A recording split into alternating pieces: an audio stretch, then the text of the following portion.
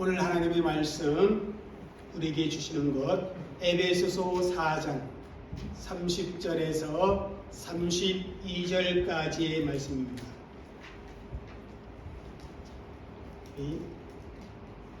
30절부터 한 절씩 함께 우리가 읽도록 합니다. 하나님의 성령을 근심하게 하지 말라. 그 안에서 너희가 고난의 날까지 인치심을 받았느니라. 너희는 모든 악독과 노함과 분냄과 떠드는 것과 비방하는 것을 모든 악의와 함께 버리고 서로 친절하게 하며 불쌍히 여기며 서로 용서하기를 하나님이 그리스도 안에서 너희를 용서하신 같이 하라. 아멘. 할렐루야. 오늘도 하나님이 우리 가운데 함께 하시며 우리의 심령을 새롭게 하기 위해서 또한 우리의 영을 하나님 은혜 안에 회복시켜 주시기 위해서 또한 우리의 육신의 아픔과 고통도 치료해 주시기 위해서 이 시간 말씀하여 주실 줄 믿습니다. 그 말씀을 받아 여러분의 영육이 다시금 회복하고 건강해지시기를 주의 이름으로 축복합니다. 제가 어린 시절에 대부분의 시골집에 이런 듀움박이라는 것이 있었습니다. 한번 보여주시겠어요? 이런 듀움박이라는 것이 있었습니다.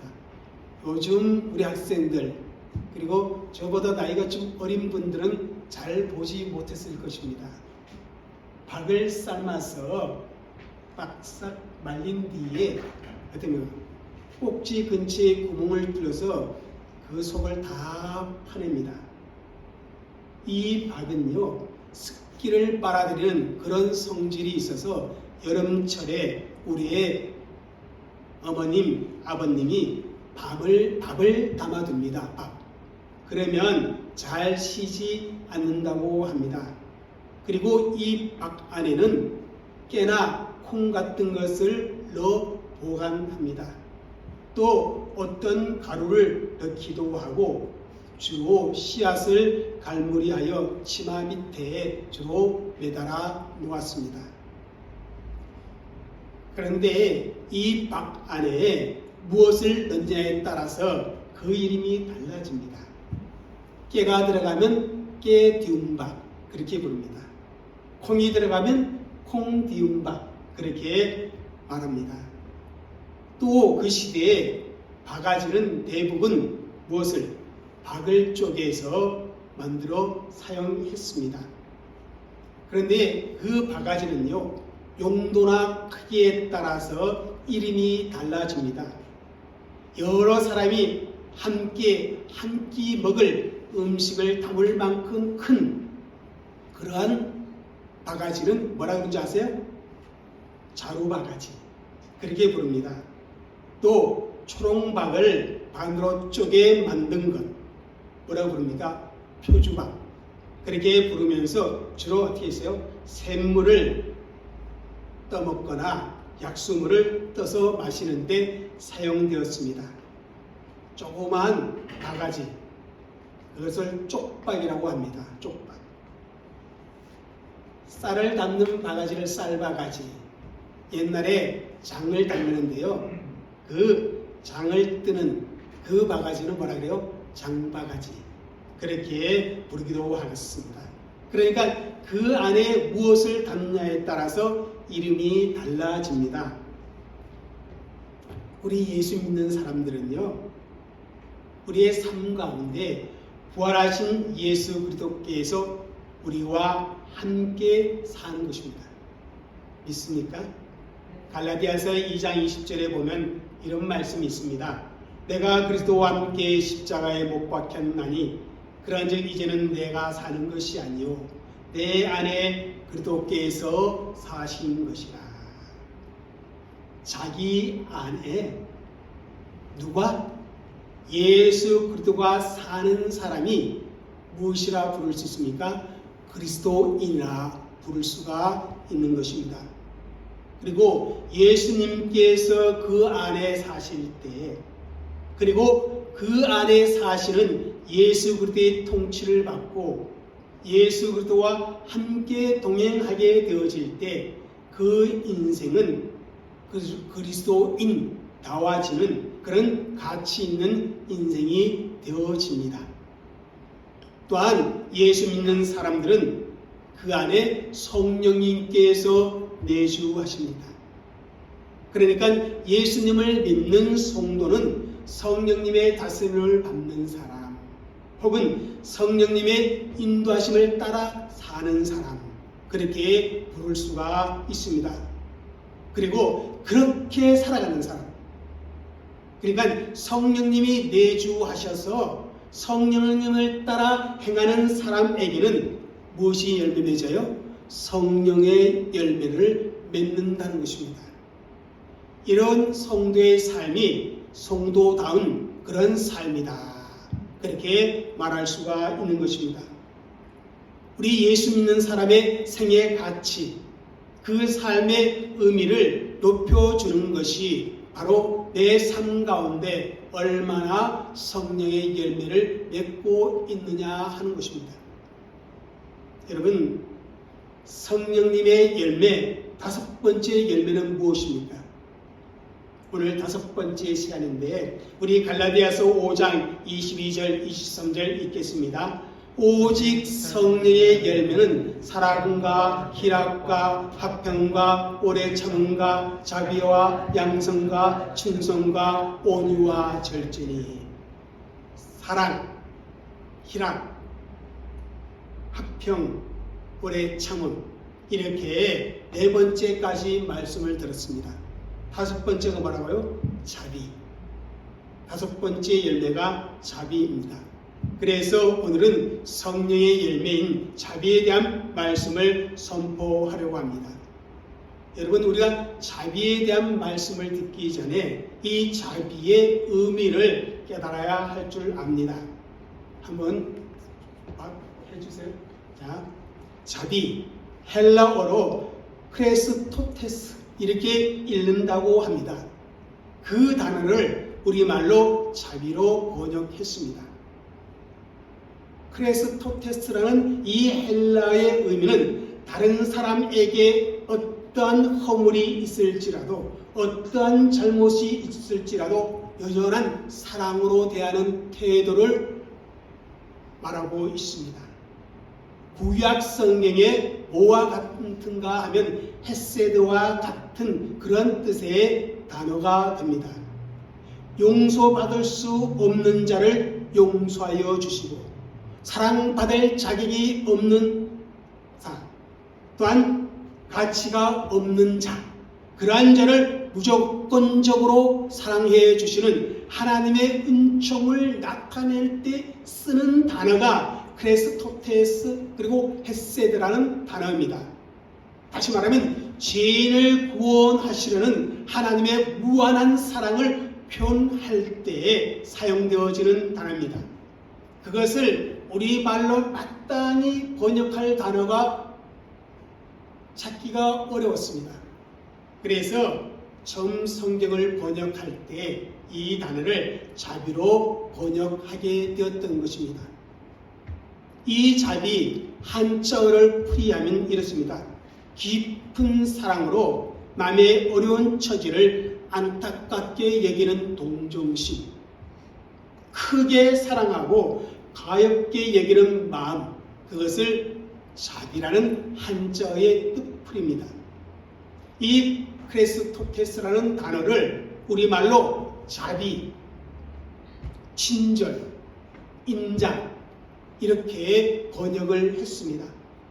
요즘 성경 번역된 표준 세번역이나 현대인의 성경을 보면 이 성령의 열매를 한결같이 친절이라 그렇게 번역하고 있는 것을 봅니다.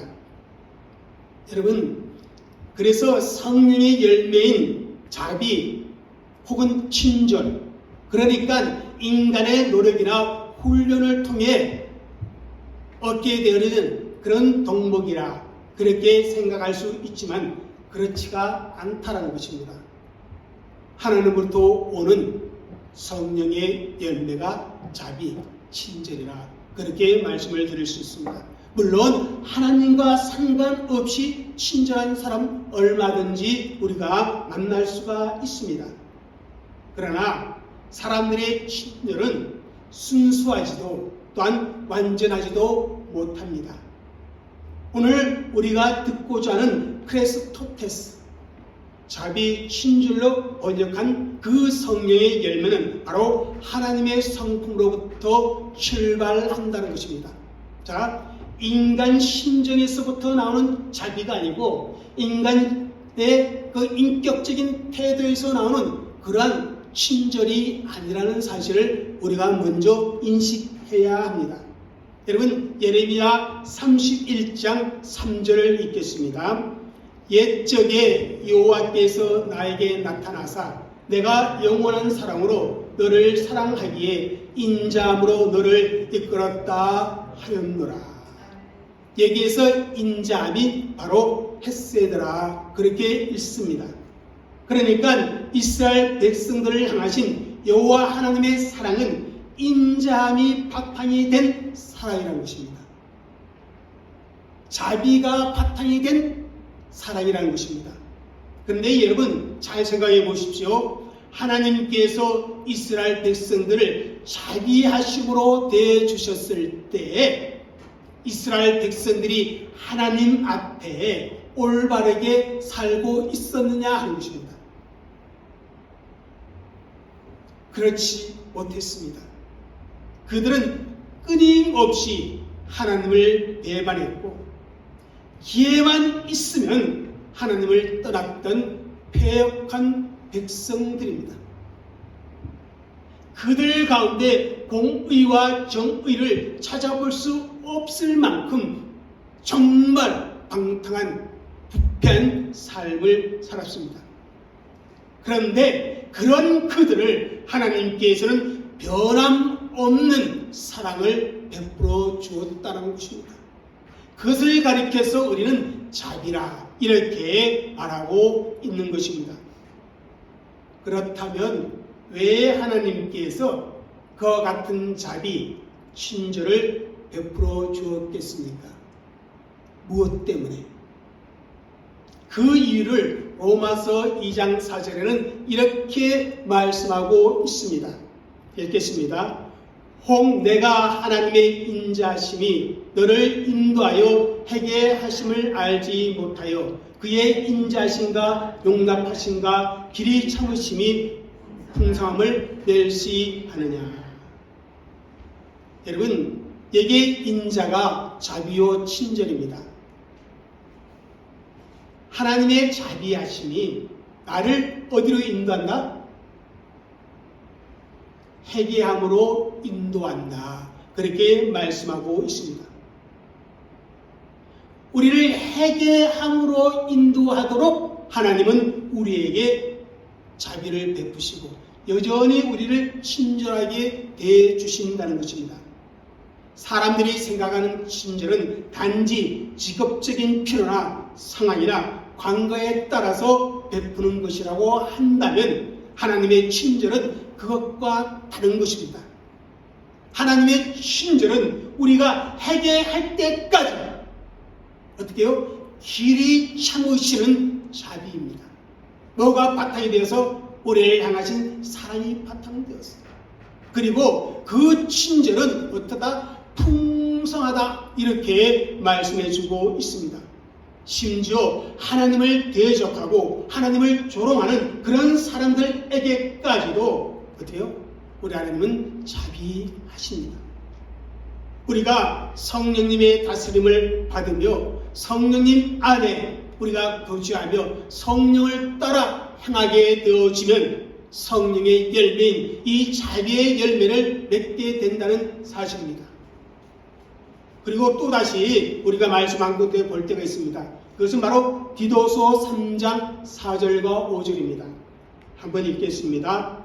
우리 구주 하나님의 자비와 사람 사랑하심이 나타날 때 우리를 구원하시되 우리가 행한 바 의로운 행위로 말미암지 아니하고 오직 그의 공의하심을 따라 중생의 스승과 성령의 서럽게 하심으로 하셨나니.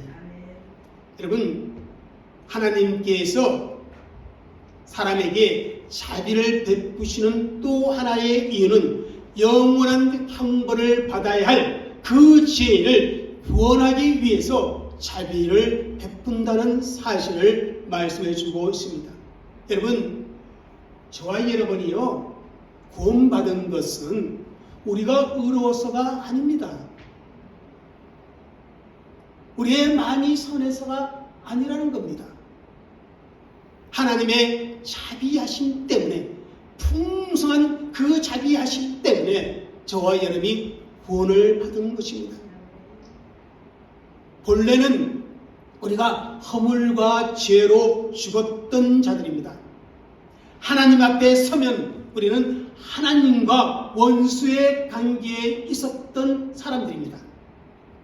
다시 말하면 하늘로부터 오는 하나님의 진노를 받을 수밖에 없는 그런 불경건한 사람들이었고, 그런 불의한 사람들이었다는 것입니다. 이런 우리가 구원받은 것은 하나님의 자비 때문이라는 것입니다. 하나님의 친절 때문에 우리가 오늘 구원받아 하나님을 예배할 수가 있는 것입니다. 그 자비하심 때문에, 그 자비하심이 내게 베풀어 주었기 때문에 우리가 어떻게 돼요? 하나님의 상속자가 되어졌다는 사실을 우리는 잊지 말아야 합니다. 로마서 8장 32절을 읽겠습니다. 자기 아들을 아끼지 아니하시고 우리 모든 사람을 위해 내주신 이가 어찌 그 아들과 함께 모든 것을 우리에게 주시지 아니하겠느냐. 예수님을 자기 아들로 말씀하고 있습니다. 그리고 그 아들 예수님을 아끼지 아니하고 우리 모든 사람들을 위해 내어주셨다는 것입니다. 어디에까지 내어주셨습니까? 십자가에 죽기까지 아들 예수님을 하나님은 우리에게 내어주었습니다. 그 십자가에서 우리가 받아야 할 죄값을 대신 치르게 하셨습니다.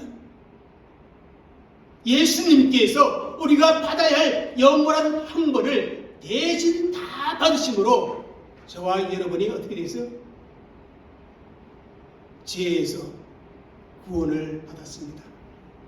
이것이 바로 하나님의 자비하심의 가장 큰 증거가 되는 것입니다. 예수님께서 이 땅에 오셔서 우리를 위하여 십자가를 치신 것은 바로 하나님의 자비하심의 가장 구체적인 그런 증거라는 사실입니다. 뿐만 아니라 히브리서 2장 17절에 보면 예수님에 대해 이렇게 말씀하십니다. 한번 같이 읽겠습니다. 그러므로 그가 범사에 형제들과 같이 되심이 마땅하도다. 이는 하나님의 일에 자비하고 신실한 대제사장이 되어 백성의 죄를 속량하려 하시니라. 여러분, 자비하고 신실한 대제사장이라고 예수님을 표현하고 있습니다. 여러분, 우리 히브리서를 읽다 보면요, 영원하다는 말을 많이 하고 있습니다. 9장 12절에 보면요, 오직 자기의 피로 영원한 속죄를 이루셨다. 그리고 10장 12절에 보면 오직 그리스도는 죄를 위하여 영원한 제사를 드렸다. 또 6장 20절에 보면요, 예수님을 영원한 대제사장이라 그렇게 말씀합니다. 여러분, 1년만, 10년만, 100년만, 1000년만 영원한 대제사장이 되어주는 것이 아니라 영원토록 영원한 대제사장이 되어주십니다. 그렇습니다. 하나님께서 우리를 향하여 자비를 베푸시는 것은요, 내가 1년만 참아보지 뭐, 사랑하니까 1년만 참자, 아이고 내가 너무너무 사랑하니까 한 10년만 참아주자, 아니라는 것입니다. 하나님의 자비는 풍성하다 그랬는데 뭡니까? 영원토록 풍성한 자비심입니다. 그러니까 저와 여러분 지금도 어떻게 해요? 하나님의 자비하신 은혜 가운데 살고 있는 것입니다. 영원토록 하나님의 자비 가운데 산다는 그런 말씀입니다. 이러한 하나님의 자비하심의 혜택을 받은 사람들이기 때문에 우리도 마땅히 어떻게요? 자비로운 삶을 살아야 하는 것입니다. 그럼 여러분, 우리가 삶의 현장에서 어떻게 자비를, 어떻게 친절을 드러내야 하겠습니까? 가장 기본적으로는요, 우리의 친절함을, 우리의 자비함을 어떻게 드러내야 하나 하면 인격적으로 서로를 대해주어야 한다는 것입니다. 여러분, 친절함이라는 말 속에는요, 뭐가 있어요? 무례함이 없이 인격적으로, 그죠? 대해줌을 의미합니다. 그런데 여러분, 고린도전서 13장 5절, 제가 사랑의 열매를 말할 때 잠깐 언급했던 사랑은 무례하지 아니하다, 이렇게 말씀합니다. 여러분, 진정한 사랑 속에는요, 하나님의 백성다운 예의가 있고 질서가 있는 것입니다. 하나님이 우리를 어떻게 대해 주셨습니까? 인격적으로 대해 주셨습니다. 하나님 자신이 인격적인 분이시기 때문에 우리를 인격적으로 대해 주셨습니다. 자비라는 것은 정말 하나님을 닮아서 인격적으로 사람을 대해주는 그런 것을 의미합니다. 다른 사람이 나에게 친절한지 그것을 묻고 있는 것이 아닙니다. 불친절한 사람이 있을 수도 있습니다. 아니, 무례한 사람들이 내 곁에 있을 수도 있습니다. 그러나 성령의 다스림 안에 있다면 그런 사람에게도 어떻게 해요? 인격적으로 친절하게 대해주어야 한다는 그런 말씀입니다. 오늘 본문 에베소서 4장 31절과 32절 말씀 한번 읽겠습니다. 너희는 모든 악독과 노함과 분냉과 떠드는 것과 비방하는 것을 모든 악의와 함께 버리고 서로 친절하게 하며 불쌍히 여기며 서로 용서하기를 하나님이 그리스도 안에서 너희를 용서하신 같이 하라. 자, 비인격적으로 대하는 태도를 어떻게 버리고 인격적으로 관계를 맺으라 말씀하고 있는 것입니다. 여러분, 교회에 다니지 않는 사람들에게, 예수 믿지 않는 사람들에게 하는 권면이 절대 아닙니다. 에베소 교회에서 신앙생활하고 있는 그 교인들에게 주신 말씀이요, 지금 이 시간에 저와 여러분에게 들려주시는 하나님의 말씀입니다. 그것은 분노하는 가운데 악독한 말을 하지 말라는 것입니다. 적대적 감정이나 의도를 갖고, 그죠? 비아냥거리는 말을 하지 말라는 것입니다. 욕설이나 조롱하는 말을 입에도 담지 말라는 것입니다. 그것이 바로 비인격적으로 사람을 대하는 방법이요, 그것은 친절, 자비의 열매가 없는 사람들의 삶의 모습이라는 것입니다. 그러면서 어떻게 말씀하는지 아세요? 서로에게 친절하게 하고 불쌍히 여기고 서로 용서하라고 하십니다. 그런데 에베소 교회의 헌신은 그렇지가 못했습니다. 그래서 이 말씀을 주고 있는 것입니다. 여러분, 바울이 이 권면을 하기 전에 30절의 말씀을 우리가 꼭 기억해야 합니다.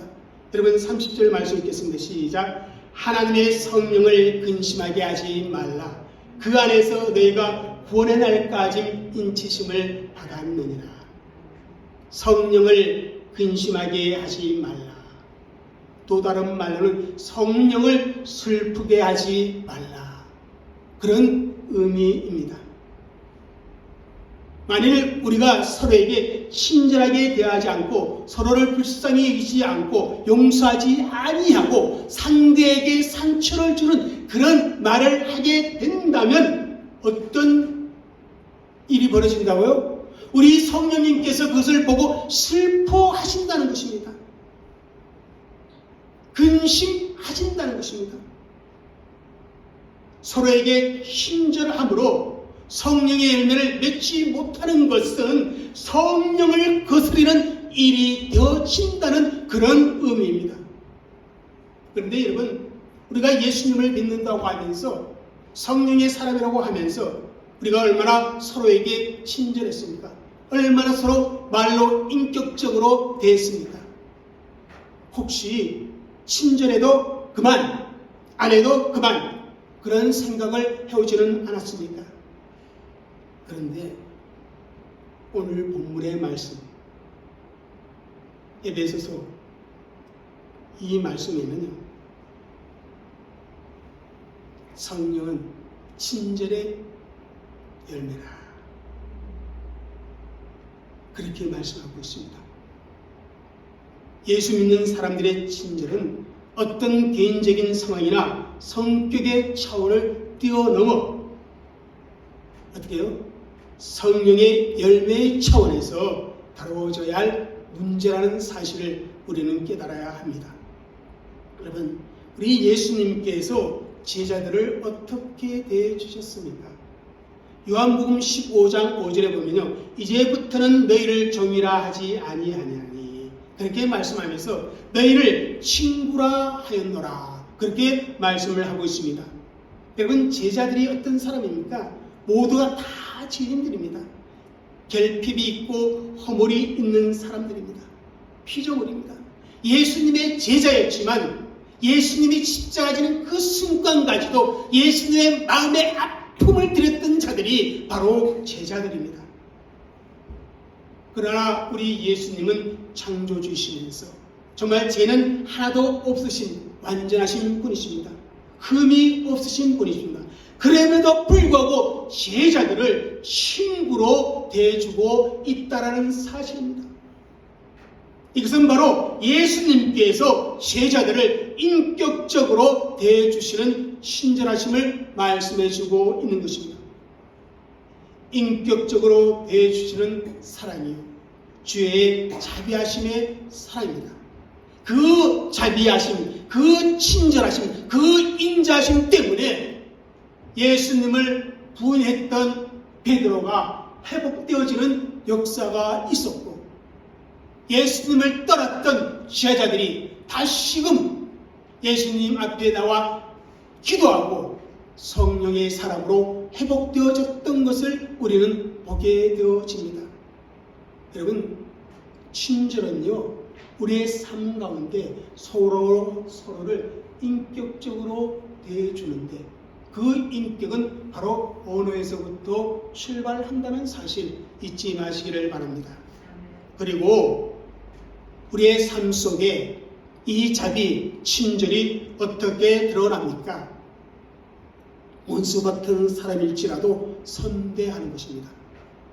누가복음 6장 35절 읽겠습니다. 시작. 오직 너희는 원수를 사랑하고 선대하며 아무것도 말하지 말고 구워주라. 그리하면 너희 상이 클 것이요 또 지극히 높으신 이의 아들이 되리니 그는 은혜를 모른 자와 악한 자에게도 인자하시니라. 왜 너희 원수를 사랑하고 선대하라, 그렇게 말씀하고 있는 것입니까? 하나님께서요, 은혜를 모르는 자와 악한 자에게도 어떻게 해서 인자하시기 때문이라, 그렇게 말씀합니다.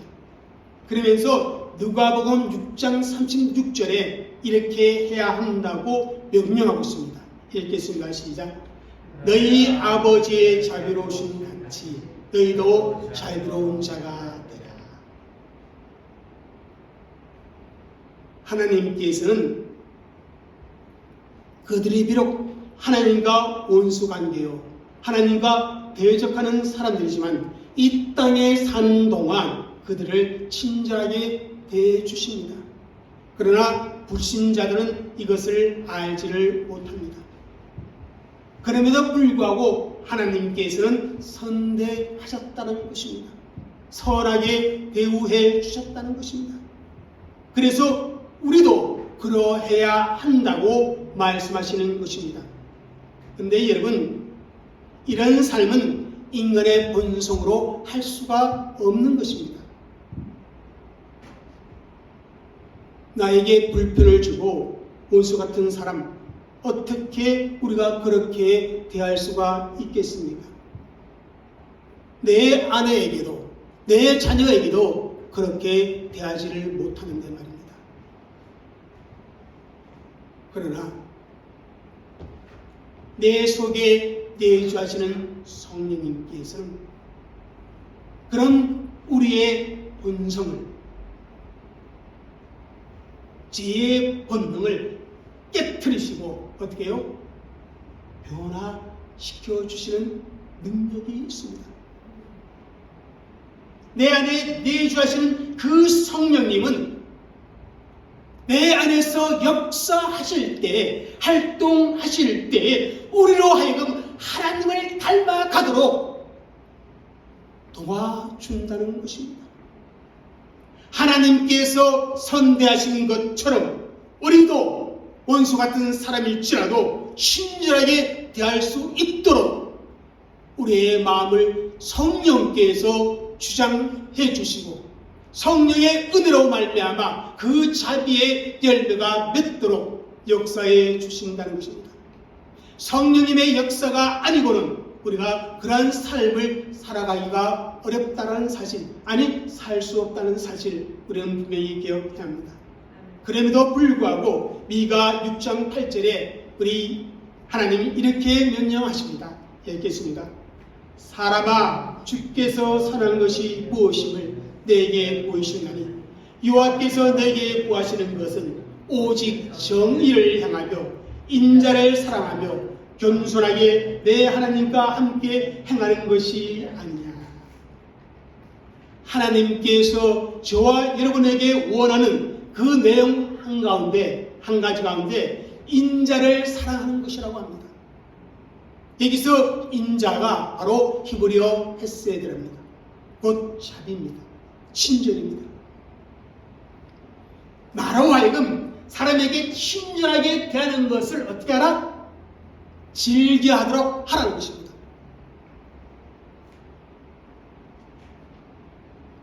자비를 행하는 것을 좋아하는 것, 이것이 바로 하나님께서 저와 여러분에게 요구하시는 것입니다.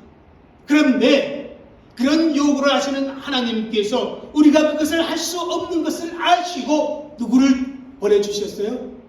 보혜사 성령님을 우리에게 보내주셔서 그 성령님을 따라 행하게 되어질 때 우리의 삶 속에서 이웃을 향하여 형제를 향하여 즐거이 자비를 행하는 그런 삶을 살아갈 수 있도록 즐거이 인격적으로 대해주며 선대하며 살아갈 수 있도록 역사해 주신다는 사실입니다. 사랑하는 성도 여러분, 우리는 하나님의 자비하심으로 구원을 받은 사람들입니다. 우리의 구원받음이 정말이라면 우리의 삶을 통해서 하나님의 자비하심을 나타내 보여야 합니다. 그것은 아주 작은 일에서부터 시작되어집니다. 우리의 언어 생활에서부터 인격적으로 자녀를 대하고 인격적으로 남편을 대하는 아름다운 말투에서부터 우리는 그 친절함이 나타날 수가 있다는 사실입니다. 이 시간 정말 성령님께 우리의 삶을 내어드리고 성령님의 인도하심을 따라 살아가고 싶다는 여러분의 그런 마음